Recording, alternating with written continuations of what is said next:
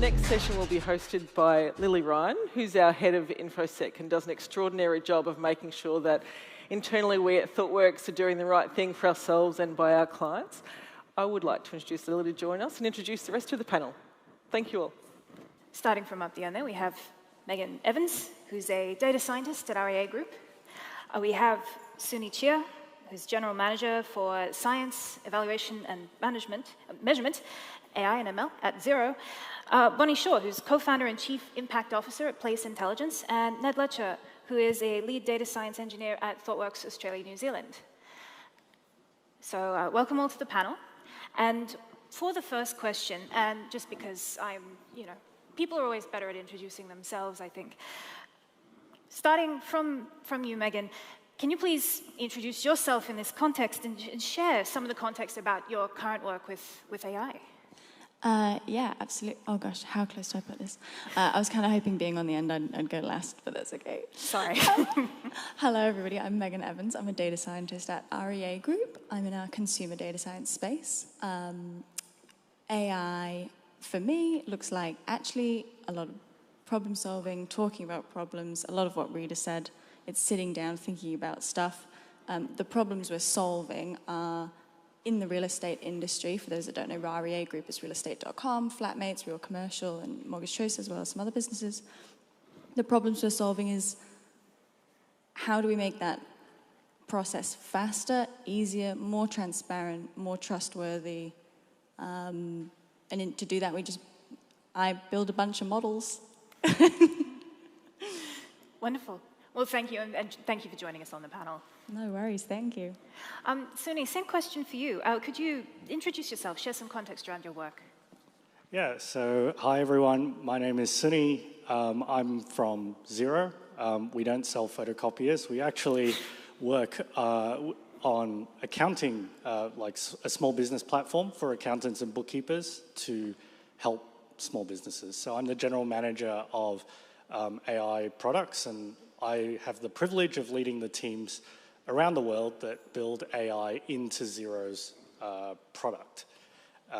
And effectively, we build products in two broad categories. We try and help small businesses, accountants and bookkeepers save time and also deliver the right insight at the right time. Because ultimately, running a small business is really hard, and we want to help small business owners who have their hopes and dreams wound up in those businesses succeed.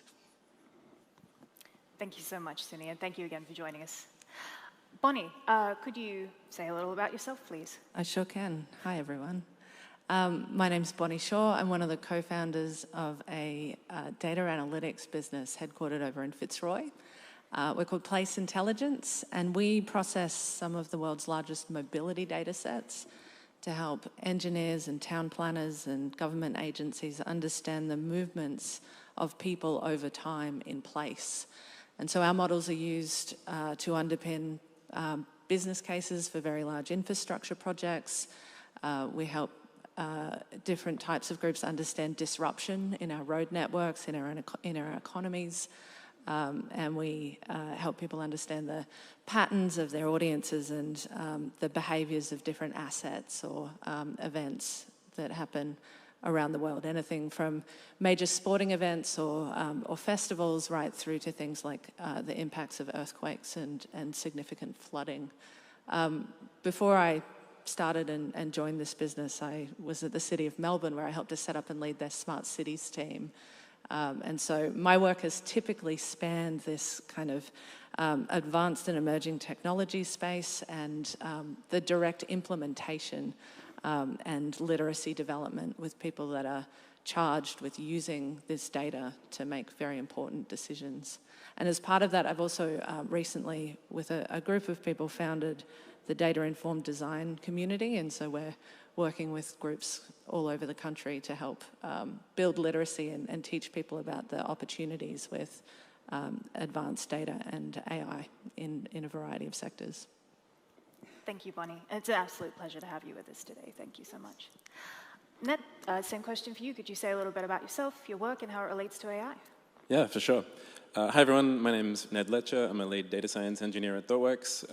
And yeah, one of the things that I love working about at Thoughtworks is getting to work with a range of different folks across different industries, different types of problem spaces, working out how, looking at ways of incorporating AI and other data-related technologies into new products and unlocking new customer experiences, or perhaps internally looking at ways of making how they do their business more efficient.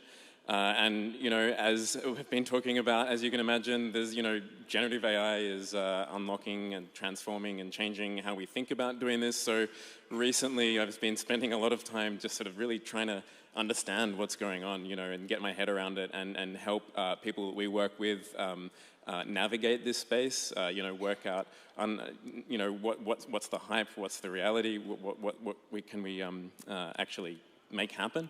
And in particular, looking at practical advice for working with large language models. Questions like, which model does it make sense to use? Like, should I go and fine tune, and should I go and build it out ourselves? Or, when is it a good time to use these technologies? There's a lot of different advice out there. If you jump on any social media, you'll get a whole bunch of different.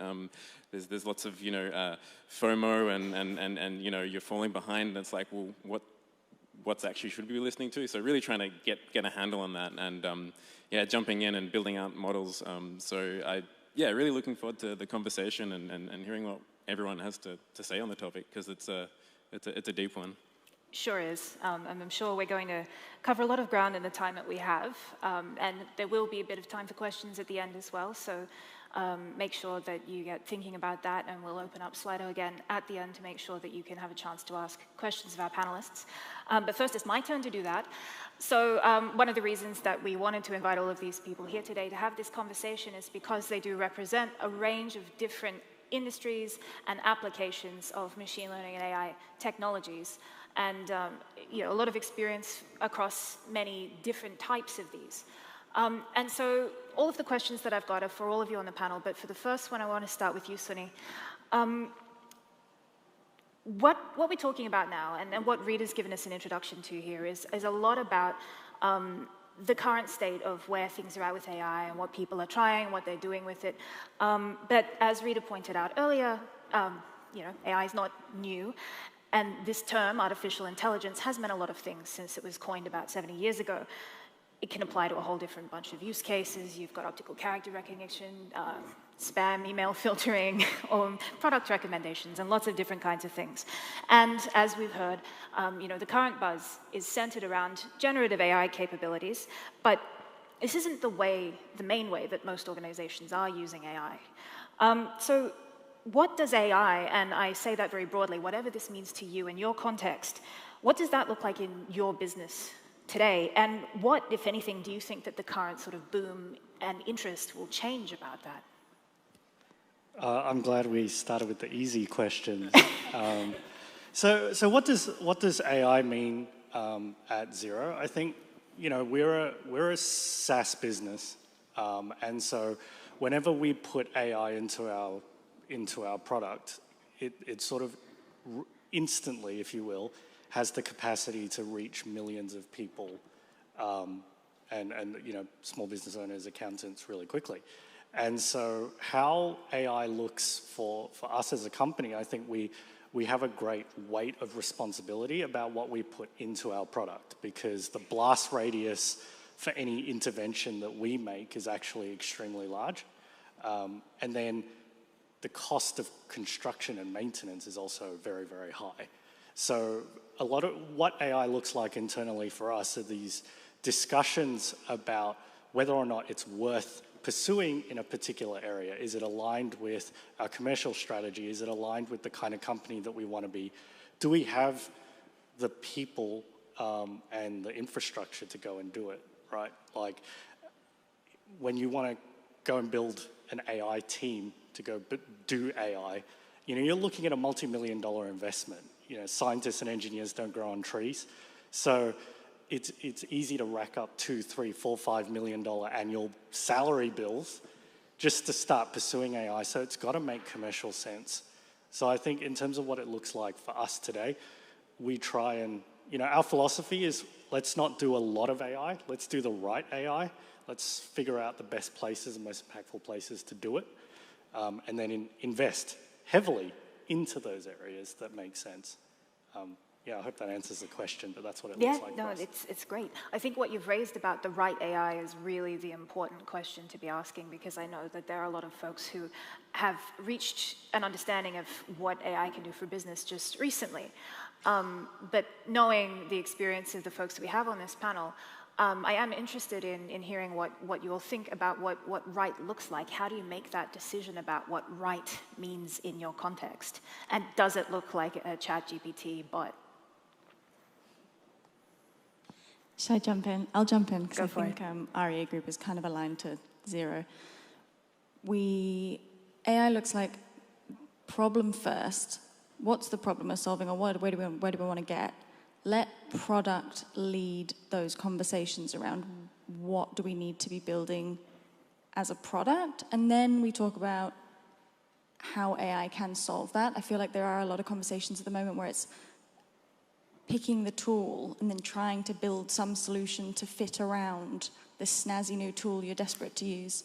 I think I'm quite grateful at REA Group. We have I think, more logical approach, slower paced approach to picking the right problems to solve, which are the biggest impact to our customers and consumers, pursuing those, and then finding the simplest solution we possibly can, the most appropriate solution. Ned actually helped us out with a project fairly recently with LLMs, a small experiment in a use case that was appropriate for that. Other use cases, like we had a project where we wanted to find suburbs. What are other similar suburbs that people might not know about? You know, you're searching for property. Did you know there's this other suburb on the other side of Melbourne you don't know about that we think you'd really like? It sounds like the sort of thing you could plug into ChatGPT, but that's going to get really expensive. And just with sitting down, thinking about the problem, we came to a really simple solution, which is people actually just want to live in communities of like-minded people. So let's just get key data points like, what's the median house price? What's the median income? What's the median age? What are the people like that live there? How many kids do they have? What stage of life are they in? And we got really great results out of that. And it took us 2 weeks and 2 people. 2 people, 2 weeks, and that entire project was completed. LLMs and all that stuff, there are appropriate times for it. Simple solutions, there are appropriate times. Define your problem, define your product, and try and find a simple solution first. I think that's great. And it's also, I think, very interesting that you say that it wasn't that expensive, it didn't take that long, and that there are quite a lot of expenses that you do incur by trying to, I mean, you do experiment with these things, and at the moment, there are a lot of prices involved that are really high. But to be able to do it with tooling that we already have, or tooling that you might not have considered for the job, or tooling that isn't quite in the limelight at the moment but is still adjacent, I think is a really important thing to observe. Because if that's what helps you solve the problem that you've got, then that should be the right thing, whatever it is. Is there anybody else who has any particular thoughts about how you might choose the right tool for the job? I'll jump in. We're a profitable bootstrapped tech startup, which is a bit of an anomaly, I think. We run very lean. And so everything in our business is either evaluated as an operational efficiency or an innovation opportunity. And so we're always looking to find ways to get faster and better at the things that we do, or to enhance the work that we're sort of headed towards.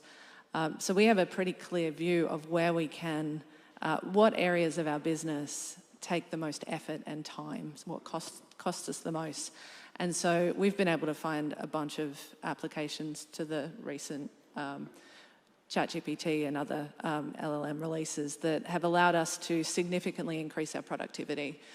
We have it writing code, we have it interpreting our data, and we've essentially brought on a robot head of comms. And so in that sense, the tools that are available to us at the moment have been incredibly powerful. But at the same time, what we see in the future is that the work that we do is really about understanding function in our urban environments. And for any architecture or built environment nerds out there, for a long time now, we've been able to essentially code the structure or the form of our world, our architecture, our public spaces, our movement networks. So it's been very easy to articulate and describe and essentially label the form. But for the first time now in the work that we do, we have the ability to code and describe and label function. And so using that structured data as training data to then inform very advanced machine learning models is where we see this really incredible opportunity, which already is starting to unlock insights about how the world works that have been previously kind of very difficult or impossible to access. Yeah, I might jump in as well. I think, just when you're thinking about adopting any technology, I think what Megan was saying is really important about, well, what's the impact that you're going for in terms of your product strategy, and, starting small and working out, adding complexity when you need to. And then, also what Suni was saying about, well, what's the cost of adopting this into your organization? So these are things we should always be taking into account with machine learning, AI. What's interesting, though, so for example, I guess the classic example of where that's not doing the right way is I've heard horror stories, and this was way before generative AI, not that long ago, probably 5-10 years ago. You sort of chatting to some folks like, oh yeah, we really need to use ML for this particular project, and someone's like, well, hang on, why is that? I was like, oh well, we have an OKR, which is that we have to get an ML model into production. You're like, okay, maybe that's not the best strategy if you're doing that for your product, but especially now with generative AI, there's this question of, well, how do we use it? When do we know, understanding when does it work for your business? So it actually might make sense to be doing something like that in terms of your tech strategy, like working out, understanding it, but be clear about this is, we're exploring this not because it's part of our product vision. It's like we actually want to understand it. And I think maybe sometimes there can be a bit of confusion. Are we doing this because we actually think it's going to, uplift whatever our product or company North Stars? Or is it because we just need to understand, and then we can sort of draw a line in the sand and then work out, now how do we feed the learnings of that back into our tech strategy as we go forward? I think that there's also a lot to be said about the way that, and Rita showed this earlier, this, the graph over time of how different technologies have evolved to the point of what we have today. One of the things that was in that graph where there are a couple of peaks and troughs where there was a hype followed by a winter, and that's happened at least twice throughout the history of artificial intelligence technologies, where the hype has reached a particular peak. People sort of hit the limits of what they think that they can practically do with it, and then after that, it becomes sort of a winter. You have to call it machine learning again, in order to get more funding, in order to get more research and involvement. And it doesn't mean that development stops. It just means that people suddenly realize that there are limits to some of these things, and that there are a lot of really exciting things that you get out of it. But at some point, we kind of develop those, and then people kind of accept them as, oh, this is a thing that computers have always been able to do. I like to think of, one of my favorite examples of this is optical character recognition, where that was considered to be a massive problem, and a problem to solve, that a computer could look at a piece of paper and see what was written on it and interpret that and turn it into typed text. And that's something my phone camera can do now. We don't think of it as AI in that way, but it is, and it was, and that contributes an awful lot to the way that we think about AI as we go and as we move through these kinds of peaks and troughs. And I guess the question I have for you all is, do you think that we are nearing that peak? Do you think that we are kind of realizing some of the things that we are able to achieve, that there are definite practical uses, and these are really great and worth exploring and worth digging into, but that also in terms of the problems that you're trying to solve, as Megan said earlier, some of these technologies are going to be better suited to actually solving those problems than others. Is that something that you're seeing yet, or do you think that we still have a long way to go in terms of exploring what can be done, particularly with the latest round of generative AI that is catching the interest of pretty much everyone? That's an open question for the group. I like to have the small ones. I might nominate Ned, actually, because I feel like this is a good question for you to kick off, because you're very across that space of adopting. Yeah, sure. Yeah, look, it's a really good question because it's sort of we don't. Everyone knows that this is it's flavor of, well, you know, the last few months. It's everyone's talking about it. Is the hype sort of dying down a little bit? I mean, perhaps getting a sense of that, but is it? I don't feel like it's sort of going anywhere. Like, this feels like it's here to stay. And I think what's really interesting about this moment right now is that I guess, you know, in particular from OpenAI, ChatGPT, they made it so accessible to everyone. Everyone could jump in, start playing around and see how amazing this is. And it's truly quite impressive what these models can do. And, you know, it's not just ChatGPT. There's a bunch more out there now that are, you know, quite impressive. That sort of really brought this awareness. But it turns out there's a big difference between jumping into a chat console and having quite an impressive and useful conversation with this model, and then putting it into some sort of production context where we actually have some sort of confidence that it can do what you need, especially, like, you know, can you give it to an end customer? And, like, you know, we have all these challenges around producing factually incorrect information, potentially toxic or harmful behavior, and the whole guardrails questions. We're obviously making inroads on that. But it turns out all of that, you know, not even to mention the cost of running these models and the challenges with integration. They do introduce new challenges around measuring their performance compared to how we used to do that with previous machine learning based approaches, because it turns out you sort of don't need as much training data to get started, but then we don't have the data to do the evaluation. So how do we do evaluation? So there's all these questions that we're starting to work out. And so I think what we're seeing is sort of getting a sense of where they work. You know, I sort of tend to sort of say, like, hey, look for internal opportunities where you don't have sort of, you've actually got someone to vet the output of these models, and starting there, and then gradually, as you can increase your confidence, look to more sort of, you know, maybe sort of straight through processing opportunities. But I think we're all just working out, you know, what it's doing. And while we're working out, you know, really good, you know, the appropriate applications, the technology is still changing. And so it's this continual process. So I think it's maybe there's a little dip at the moment, but it's, you know, it feels like it's here to stay. But yeah, what do you folks think? So I'm the mum of a 10-year-old boy who is deeply obsessed with magic at the moment, like close-up magic, card tricks. And so I'm spending quite a bit of my time with magicians. And it's made me reflect quite a lot on that Arthur C. Clarke quote, any sufficiently advanced technology is indistinguishable from magic.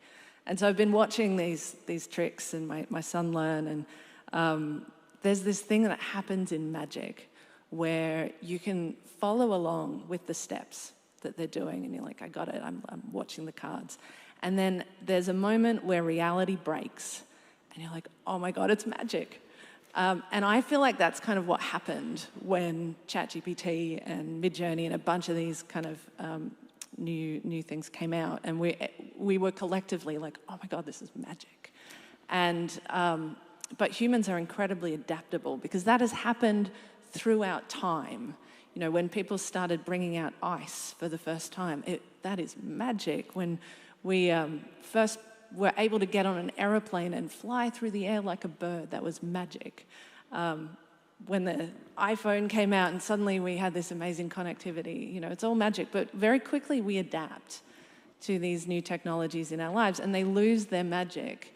And I think we're kind of at that sort of apex of the, oh my God, it's magic, with a lot of these tools right now. And that will fade quickly because we will adapt and integrate them, but the utility will still be there. We just lose a bit of the hype. Yeah, I think those are really great perspectives. Maybe the thing that I would add is that, you know, my personal perspective is that AI is probably at the crossroads. You know, we've seen before these cycles of hype and winter, and I think we're definitely we're somewhere high, and we're at the crossroads of whether or not it's a deep winter or a shallow winter or no winter at all. And I'll give, there are two parts to that. I think one, on the generative AI front, mathematically, there are some challenges that really need to be solved. So for the more technical, or the nerds in the room, I think with generative AI, until we can really mathematically probe the generation process and understand, sort of that when the probability distributions are behaving well and when you're not, that's really key. If we don't solve that problem in the next 12 to 18 months, I think generative AI is going to have to be parked until they can solve that problem. To put that in really practical terms, if you put my name, Suni, at the start of a sentence and then ask the generative AI to generate the rest, like, just the combination of Suni is really rare. What that set of tokens does when you're conditioning the entire probability set for all tokens to follow, who knows? And there's just no way for us right now to understand the impact of that, rare tokens on downstream generation. So mathematically, I think AI needs to solve that problem. From a more broad perspective, if we take a wider human perspective, I think as technologists, and all of us are somewhat guilty of this, we look at AI in its isolated context as a technology. But technology is never really just technology. It's always a dialogue between the person using the technology and the technology itself. And we see this often when we develop products at Xero, that it's not just the AI, it's how the person works with it, how it gives feedback signals to them, and then they change how they behave. And so I think, we have a part to play in making sure that with any AI advancement or technology that we develop collectively in this room, that we respect the fact that it's a dialogue, and we think about, what is that dialogue and how are we going to allow it to evolve in a way that it doesn't create the disillusionment that creates the winter. So I think for us, my feeling is that we're at the crossroads. Yeah, I guess maybe I'm naive because I haven't experienced an ML winter before. But I'm excited for that because the conversation with that, I can't remember the big fancy words that people were using before, but the hype and the anti-hype, the fear and the excitement, I personally just don't find it a productive conversation to have. People have preconceived ideas of what they want to talk about. They have strong opinions. It means ego barriers go up and heads clash. So I'm actually quite excited for this sort of I don't want the magic to fade, but once the magic has faded, I think it's going to lead to much more productive conversations with potentially much better outcomes. I think that's a really great sort of point that we need to have that realistic perspective of what things are able to do in order to make good decisions about them, have those productive conversations, because it can be really dazzling at first when you're sort of looking at this thing thinking, it can do everything, this is amazing. And that's not the best headspace to be making strategic decisions in. And I think your point, Bonnie, about magic is a really exciting one too, because in addition to kind of feeling like, oh, there's this magic, and then suddenly we adapt to it, I think there's also a mindset, and I'm saying this from my own perspective as an information security professional, where my job is mostly professional paranoia, and so that means that I'm always trying to take that edge case view or the potentially pessimistic look and try and feed that back and see how well that might actually help us to make different decisions, or how that would complement other parts of the conversation. For me, one of the things that I look at when I'm looking at the risks inherent in some of these things, particularly as it is so early on in the adoption of this particular type of technology, is the way that we often, with the magic mindset, will cede a lot of our objectivity to whatever the machine tells us, because we're like, well, it's a computer, so it must be correct. And there are a lot of people in civil society and industry and government who, throughout the life cycle of AI, since it became a thing, have been talking about just this issue that we are more likely to believe the output of what a machine gives us because a machine gave it to us, despite the fact that it is trained on information and data that we gave to it in the first place, that encodes a lot of the biases that we have.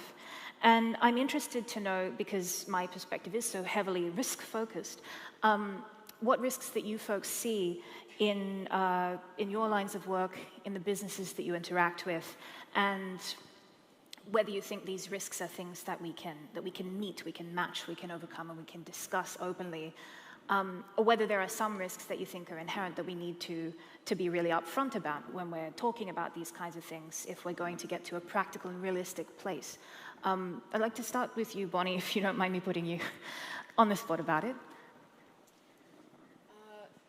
The quote that came to mind when you were talking is one that my mum told me years ago. She's has worked in management practice her whole career, and she told me, you can't be a prophet in your own land. And so this idea that you may be inside an organization and kind of shouting for change or trying to push towards a particular direction, but actually often you might need to bring in someone external from the organization to say essentially the same thing, but from a different position and with a different voice. And I think it's really interesting in the context of kind of putting our trust in a robot or a machine and taking that word as gospel over an individual human's. And I think there's something kind of in that around understanding our roles and our identity within organizations and decision-making frameworks. In the work that we do, we're often working with design practices, architecture, engineering, and with a lot of government agencies across the whole stack. And we can't really afford to get our information wrong. So we're working with pretty high levels of risk when you're providing insight to inform multi-billion-dollar infrastructure projects. You need to be pretty confident in your outputs. And so we try to be as transparent as possible around our logic and our steps, and look to the sectors that we work with for the frameworks that they're using and have used for many, many years to guide their decision making. And I think that a lot of the time when we're talking about new technologies, we try to create these new frameworks for how we think about them and manage them and interact with them. But actually, we can look, if we open our eyes a bit and look up and look around, there are often pre-existing models that have functioned very well for a very long time. And so in particular, I like to talk about the challenge of bias in these models. Many of the people I work with are designers of the public realm. And so they design parks and public squares and architecture. And from the beginning of time, their job has been to create spaces for everyone that accentuate the joy that people can experience together and that accommodate for a whole variety of needs. And so there's an incredible latent skill set sitting in this discipline that can be applied to the work that's happening in the development of these models. And so in a lot of the work we do with the DID community, it's about trying to bring those communities together and sort of find the creativity and the overlaps in practice between and among these disciplines. And so I think there's kind of ways to look, and that also I think helps to mitigate risk because you're picking up tried and tested methodology and bringing it into a new context. Yeah. Has anyone else got any particular thoughts on how you're handling risk in your contexts? Yeah, definitely. I really resonate with what Bonnie said about risk has always been a thing. It's not a new thing because Gen AI is here. We already have, lots of businesses already have processes in place, have cultivated cultures where people have time to think and consider the potential impacts of what they're doing. If you just empower people to take time, think about things, question things out loud, and create a culture where everybody's voice is considered, it's not necessarily an ethical AI framework risk assessment process thing you're building. It's just embedding it throughout everybody, and I think that's a really easy way to mitigate risk, is just making sure that everybody, no matter what concerns they have, can speak their mind. Yeah.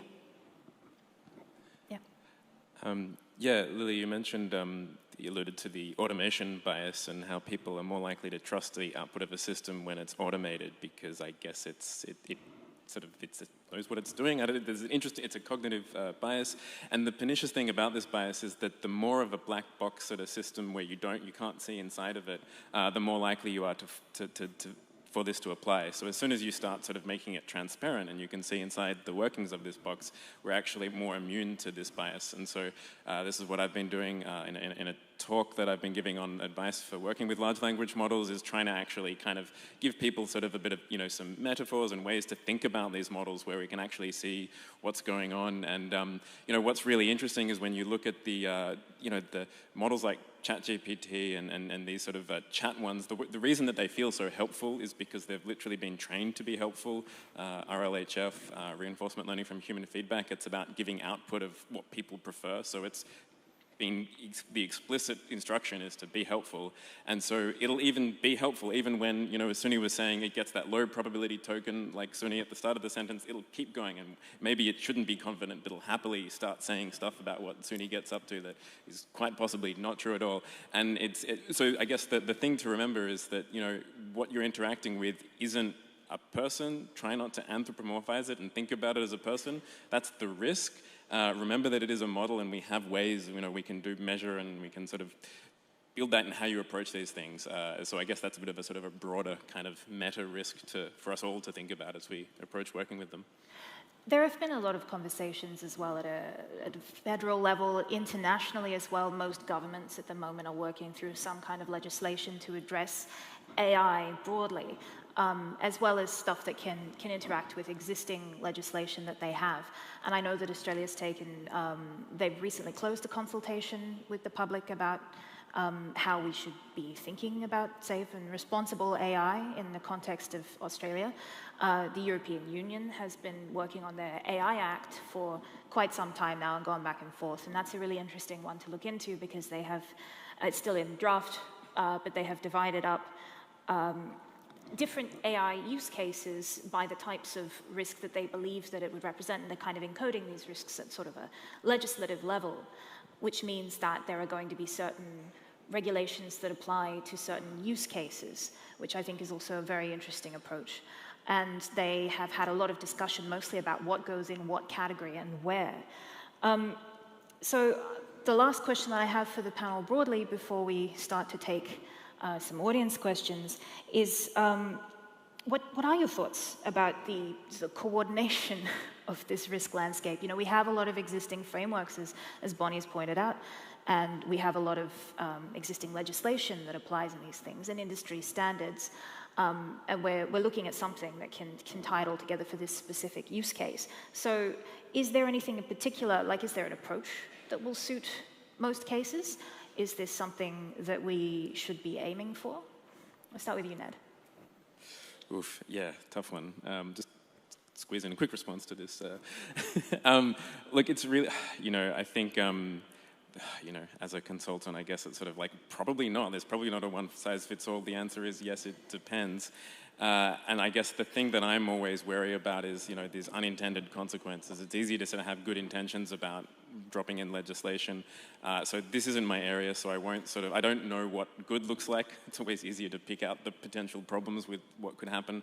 One particular concern is that I think with the proposed EU AI legislation is maybe the regulations around models might end up applying to open source models, which is a bit concerning if maybe that's the answer we have to corporate, all these big models require lots of capital and resources, so we do tend to be held up in private companies. So maybe the answer, to have something that's on the other side is open source, but that would be a downside. I do think there is going to be a role for regulation. I don't know exactly what that is. There's places where we probably, maybe there are some, we can come to some alignment on what clearly some things we can say, hey, let's not do this. Does anyone else have any thoughts about when that could be a good idea, or just more when not to do it? I think my feeling on a lot of this conversation, the current conversation around risk and responsible AI, I think I would probably say that there needs to be some caution that the industry doesn't bifurcate, if you will, into people that want to do AI and then responsible AI becoming a euphemism for an anchor on the AI industry. So, I'm happy to work with Thoughtworks on some cards for this, but I kind of try and think about responsible AI in terms of like almost 360 degrees. You have four stakeholders you have to think about. You have your shareholders, because ultimately a lot of this is a commercial endeavor. You have your customers, right? In that you have a responsibility to your customer to figure out how AI can work for them, right? Imagine if, a UFO fell out of the sky, the cure for cancer was on that UFO, fell in your backyard. It would be irresponsible to bury it, right? So there is also a responsibility to unlock the potential of AI for your customers. And I think that's also part of being responsible with AI. And then there's your teams, right? Making sure that they are supported by AI. And then the last one, which I think a lot of people do focus on, is society. And so by expanding the scope and perspective on what responsible AI is, then we don't get too focused on this idea of, hey, let's talk about risk and standardizing that, because there is also a benefit that needs to be delivered with a technology as powerful as AI. Yeah, I think that's a really good way to put it. There is that inherent tension between how do we innovate and how do we make sure that we're not going too far off the rails, because there has certainly been a lot of precedent for that, but we don't want to we don't want to shut down all of the good things that can come out of it, because clearly a lot of things have. There are some questions here from the audience that I'm going to start putting to some of you, because there's some really excellent ones out there. And the first one I'd like to ask you, Bonnie, I think, which is how do you start small? Don't you need a lot of data for AI solutions? I know that you spend a lot of time working with folks on the data that they have and how to make that actually work for the things that they want to do with it. Yeah, so we do a lot of work with local governments who aren't typically the most advanced in this kind of maturity journey. But local governments have incredible stores of data. It's hugely valuable to understand their places and their communities and their commercial potential. And a lot of it is locked up in spreadsheets and PDFs and kind of vast networks of legacy infrastructure. And so often when we come in, we start by trying to do a bit of an audit to understand what might be available. And it's always a process of finding, structuring, and securing that data in a way that it can be used in different ways. And often, I won't say always, but often, the kind of magical moment that comes when you can reveal a new insight out of information that they already had can be enough to kind of catalyze an investment in a next step. And so being aware of that kind of journey through maturity and having a way to almost assess and then measure those steps as they occur can be really powerful. I always like to paint a picture of what things could look like in the future if we're wildly successful in doing this process. And then, taking that first step and finding something that's achievable where they can demonstrate success and use that as an opportunity to bring on more stakeholders and leverage a bit more budget, but always demonstrating value at every possible step. That's kind of how we approach it. And I think, Megan, I really liked your story as well about turning something around in 2 weeks and saying, this is actually what we need here. You don't need too much complexity, this information that we have is actually the measure that we need to make this work. What are your thoughts about starting small? How would you do that? Yeah, so with that problem, we, dare I say, double diamond, actually went broad first. So it's like, what is the problem we're solving? Let's get all the ideas. What are all the data points we have access to? What are all the things we could do? And then we go, what is the simplest possible version we can get? Let's start there. Let's bring it all the way back down. And then from there, you start building it up again. And we just happened to find that our first iteration of very, very small was good enough. So I think that's an important part of it. If you're going to start small, define what you want and define good enough, because then you know when you're there. It's very easy to get caught up and keep going and keep iterating and keep building on top of it. But yeah, I'd recommend go broad, get all your ideas, get as lots of people in the room, diverse perspectives, get all those ideas and data points down on a big board or a big Miro, and then limit it back down, and then you can define when you're done. There's a question up here as well I'd like to ask of you, Sunny, which particularly given the context of your work at Xero, where you've got quite a lot of information that's very sensitive to businesses and to people, and thinking about how you use that information in those ways, how do you manage the trade-off of considering AI ethics and speed to value? Yeah, it's an interesting question, and I think framed in that question is perhaps maybe, I don't know, what I see as a false dichotomy, because I think there's ethics is really value on a different time scale, right? And so there's speed to value now, and there's also how do we sustain value in the long term. Honestly, within Xero, we don't see the two as a big trade-off, right? Xero's vision includes the word trust, right? It's to be the most trusted and insightful small business platform, but it's got the word trust baked in. It's in our brand. It's in the way we've connected with our customers. And so it's never really been a conversation about how do we realize sort of value and then trade off the other bit, because it's not worth trading off ever. And so I think, in that, to whoever it was that was asking the question, I think this idea of AI ethics, bringing it back to the company strategy, and I'd be really surprised if it didn't have some element of customer centricity. You really want to frame the AI ethics question in terms of, well, what's the customer's expectation of us as a company, right? And then frame that as more value. Like, how do we build brand value together with our AI value, right? And align those two vectors. Thank you. Then there's one question up here that I also like to ask of you, Ned, which is about the future of what we're seeing here, the kind of patterns. You're somebody who's working with a lot of different people trying to solve different problems and bringing that domain expertise. And from that experience, I'd like to know, and the question that's been asked here, what are the most exciting and the most concerning things from your perspective in the short to medium term of this latest evolution of AI? In the last 2.5 minutes? Yes, in this time scale. Yeah. But end on something hopeful. Yeah. Right, start with the bad and end on the good bit. That's a good point.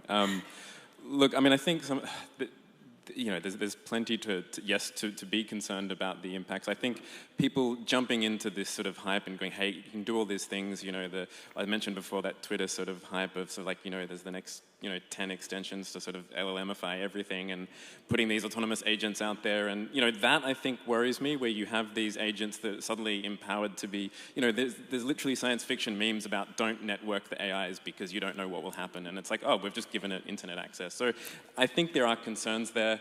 But also, on the other hand, we're seeing that, I saw, there was a startup recently that was all about autonomous agents with LLM models that they actually pivoted because they're like, oh, it's just not reliable enough there. So, that's the concern, and I think there will possibly be bad actors leaning into that, and they're less concerned about the negative impact because they're bad actors.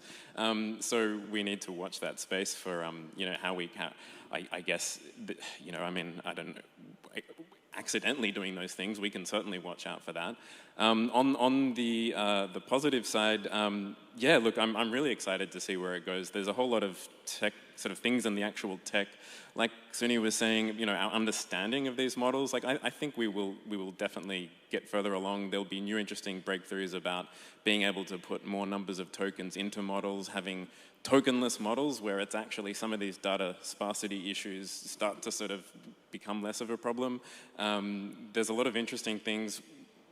We say generative AI to talk about text and the other things that we generate, images and video, but mostly we're seeing text at the moment. So I think there's a lot more to come in the multimodal, so images and videos, and there's, you know, some companies doing things in that space, but we will see more, and I think maybe having more image and video kind of coming up soon, I think that'll be really exciting. So yeah, plenty of, you know, I think, you know, don't worry, there'll be plenty of exciting things coming down the pike. And with that, just to sort of close things out, because we are nearing the end of time, not in an existential way, hopefully, but for today's conversation. And you can carry on the conversation afterwards as well over coffee. I think there's still coffee happening. It's Melbourne. And for those of you online as well, we can continue this conversation too. I want to extend the question to the rest of the panel. What are your hopes for the future of AI? Bonnie? Oh, it's a big one. There are many, but I will focus on this idea of performance enhancement and the role of AI in helping us make better decisions. Data suggests that we now have about 7 years to make a meaningful difference in a climate transition to halt some of the most severe concerns around the changes to the world. And if the robots can help us do that faster and with more effectiveness, then I am deeply hopeful about that. Suni? Yeah, and I think I'm overall an optimist about where AI can take us. So my background is actually in drug development, and you know, you consider how, you know, the drug development industry, like as a science, was able to see us through to the other side of COVID, its prolonged lives, and I see AI as a tool, you know, all the same to accelerate that and other things. So yeah, I think I'm just really optimistic about how it's going to improve our ability to solve problems that were beyond our ability to solve. And Megan? Yeah, very much feel the same. And I really liked Rita saying that, you know, worry about bias. Well, we live in a pretty biased world, unfortunately, and I work in the real estate industry. So you can imagine an AI is going to do pretty well on the trust ratings compared to our unfortunate real estate agents that aren't well trusted at the moment. My hope is that these systems will help us identify and solve bias. If we can solve climate change, I'm really hopeful that we can solve bias as well, and we can really genuinely get to a point of equality. But anyone who knows me knows that's my agenda. Well, thank you. Thank you all very much for being here today. I'm sure this conversation will carry on well into the rest of the day. And thank you all very much for coming along and listening to the conversation that we've just had. Thanks, Lily. Thank you all. Yes, you can. Look, I can see your eyes. Can we escape, please? Yes. Please join us in the audience. Thank you. I had just one of those moments listening to you all talk, actually, which was a common experience, really, in my time at Thoughtworks, which is about listening to really smart people bring real opportunity to solving really important problems. So thank you for that recent panel conversation. And thanks to Rita also, there she is at the top, for providing us with such a great expansive view of both the opportunities and also some of the challenges this morning. We do have a small gift as a token of our appreciation for Rita and Megan and Bonnie and Suni. As a little thank you, here's Nat handing them out. And I just wanted to really appreciate and hold the fact that we have covered a huge amount of ground this morning. Rita took us on a journey not only in terms of the work that's happening in the CSIRO, but also more broadly.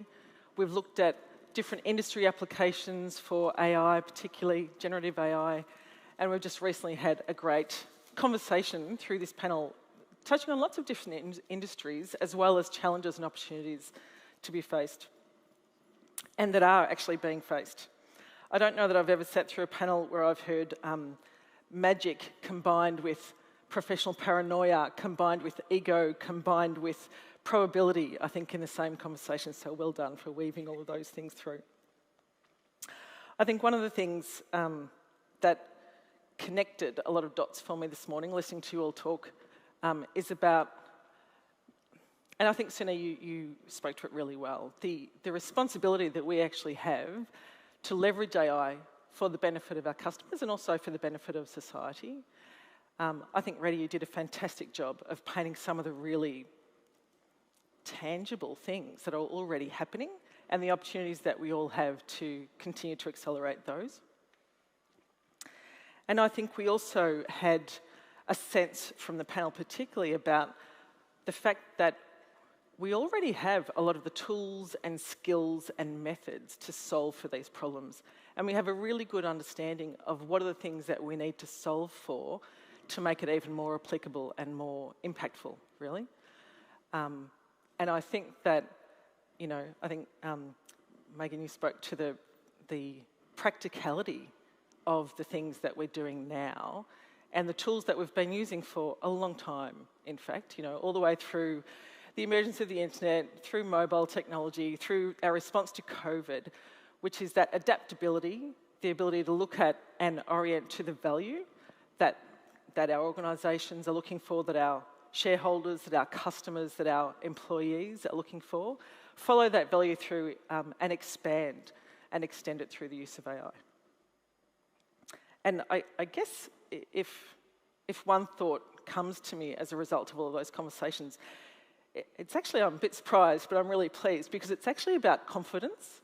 I have a great sense as a consequence of listening to you all talk today and also talking to the people and the questions that we've also heard today about how well equipped we are to move into this and how well equipped we are to take advantage of a really fantastic opportunity we have with combining business with technology, particularly through AI, generative AI.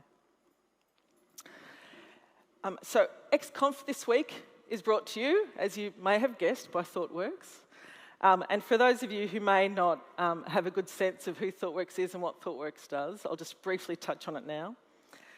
We're a leading global technology organisation, and we purposefully integrate strategy, design, and software engineering so that we can help yourselves, our clients, address really challenging problems and really disruptive approaches, I guess, in the industry so that we can help you thrive.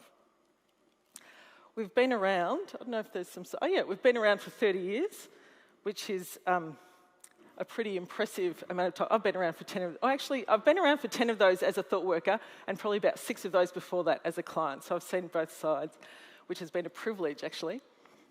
And for that time, we've been helping our clients to unlock potential, whether it be new technology, whether it be ways of working, whether it be strategy and design capabilities. That's what we're really about in terms of helping to enable that in our partner organisations. We operate in 18 countries and we're about 11,500 people strong and continuing to grow. And as it says up there, partnering with us feels a little bit different, which we're actually really proud of. We're opinionated thought leaders. I don't know if it's externally known, but internally, a collection of thought workers is called an argument of thought workers because we like challenging ourselves to get better, challenging our hidden assumptions, challenging ourselves to have more impact really in the world and for our clients. We are provocative in terms of assets like and artifacts like the tech radar, where we share our opinions based on our experiences globally, as well as the scars that we have from adopting new technologies and adopting new processes and practices. And we do really care about technology in the broader sense of the world and its impact on society at large. and on the world at large. We value diversity and inclusion. That's been quite a topic of today, diversity and inclusion, and how and what technology is used for and how it can impact society and the world.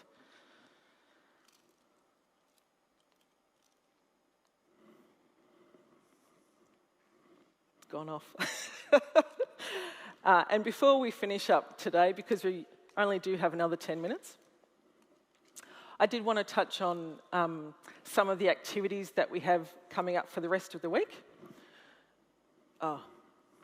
which I'll touch on shortly, before I touch on keys to generative AI. Thank you for your patience with my slideshow challenges. I think one of the things, just listening to the conversations today and also pairing that with what we at Thoughtworks do and what we bring, we're really excited about this time. We're really excited about this topic because it is absolutely at the intersection of what we do, what we are known for, as well as the opportunity that our clients have at the moment. And so, you know, you can see these things up here about balancing outcomes. You know, Sunita this morning talked about, you know, orienting to value and or orienting to customer value. I think all of the panel talked about that really strongly. Investing wisely, considering the culture, aligning stakeholders, and also making sure that you've got the right governance around them.